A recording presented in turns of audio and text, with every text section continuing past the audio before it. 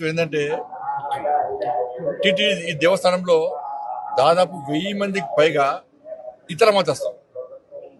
స్వామివారి మీద విశ్వాసం నమ్మకం లేదు, హిందూ సనాతన ధర్మం మీద వారికి ఆలోచన లేదు, ఆ సనాతన ధర్మాన్ని కాపాడాలి, సనాతనానికి అనుగుణంగా వివరించాలని చెప్పి ఆలోచన వరకు లేదు. అటువంటి ఉద్యోగస్తులకు, అటువంటి వ్యక్తులకు టీటీడీలో ఉద్యోగాలు ఇవ్వడమేంది, వాళ్ళు ఇంకా కొనసాగించడమేంది? ఎప్పుడో ఒకసారి మార్పు జరగాలి. అరే గతం నుంచి ఉన్నారు వాళ్ళు, మేము ఏం చేయలేమంటే అది చేతకాంతనం అవుతుంది. నేను భానుప్రకాష్ రెడ్డి గారు చెప్తున్నా, పాలక వర్గానికి నేను ఘాటుగా చెప్తున్నాను, ఇటువంటి పద్ధతి మంచిది కాదు. మీరు ఎంత అభివృద్ధి చేసినా, బయట భక్తులకు అన్ని సౌకర్యాలు కల్పించినా కూడా ఇతర మతస్థులు ఈ దేవాలయంలో ఉండడం వలన వాళ్ళ ఆచార వ్యవహారాల విషయంలో చాలా ఇబ్బందులు వస్తున్నాయి.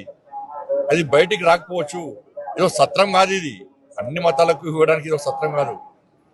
చాలా మంది అర్చకులు అని ఈ సనాతన ధర్మం మీద ఆధారపడిన ఉద్యోగాలక చాలా మంది ఇబ్బంది పడుతున్నారు.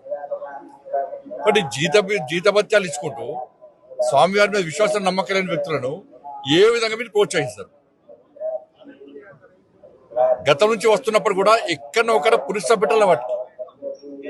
అరే నాకు ఆశ్చర్యం అనిపిస్తుందండి, ఇతర దేశాలకు దేశం సత్రంగా మారింది, తెలుగు రాష్ట్రాలు సత్రంగా మారింది.